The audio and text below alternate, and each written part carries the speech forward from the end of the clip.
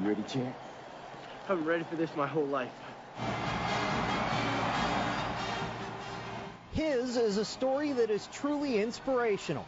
But even Rudy can be inspired by the stories of others overcoming the odds. And Calob Leindecker's is just that kind of story. Caleb's an inspiration. I mean, listen to his story, how he had to overcome. That's pretty unbelievable for him to have a story like his and him to say I inspired him. You know, that shows me how much success I've really earned. Leindecker received the first Rudy Award for high school athletes this week, but you have to go back 2.5 years to start this amazing journey. In 2007, Leindecker was a member of Parkview's state championship team. But it wasn't long after that glorious time that the soon-to-be junior's life would change forever. Trying to pull another one of our friends' truck out of the mud, and Caleb was tying the ropes up, and I put the truck in, went to put it in drive, and I put it in reverse and hit the gas and came back on him, and Caleb was in the middle of it. My first thoughts were, man, I just killed my friend. As a parent, you never want that call in the middle of the night. There was a few minutes in there that I didn't know if he was dead or alive, so to finally connect and know that it was just a leg, it was almost a sigh of relief riding to the hospital, getting there, knowing that he was going to lose a leg.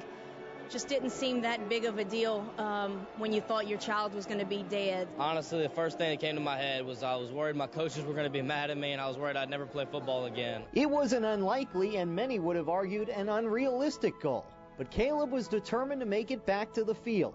Despite having to learn to use a prosthetic and dealing with some skin damage issues, his goal remained the same, to wear that Eagle uniform again. And like Rudy, Leindecker would not take no for an answer. Come on, Coach, I can do it! Oh, yeah? Yeah, all right. While a life-altering accident would send some into a downward spiral, for Leindecker, it revealed his character and his fight. I met him today, so what did you think about when the doctor came and said, we're going to amputate your legs? He said, well, I had to overcome it. I had to think what I had to do. I couldn't feel sorry for myself. Couldn't have a pity party. I said, wow, think about that. He's a fighter. He's a strong kid, and it's really been amazing. He has inspired us each and every day. The courage he has had. He's never asked for us to help him. His room is upstairs. He climbs up the stairs. He's just been a true champion. The night Calob returned to the field, as you can imagine, there wasn't a dry eye in the stadium. But for him, the emotions were different. There wasn't the sense of relief or even triumph. He felt comfortable. That was truly amazing. As Justin, one of the other recipients, was telling me earlier, when he got back on the field for the first time, it was like he was home. And he really put it in good words. That's how I felt. I felt like I was home, where I was supposed to be. On National Signing Day, as Leindecker celebrated his teammates' commitments to college, he got the word that he would receive the Rudy Award, and along with it, a $10,000 scholarship. It's great. I can't explain. It doesn't even feel like it was real.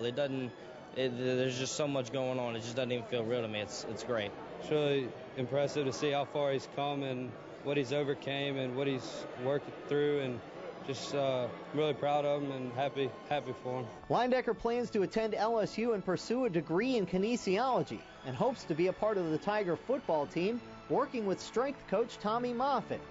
And you can bet he won't take no for an answer. In Baton Rouge, Paul Boron for CST Tonight.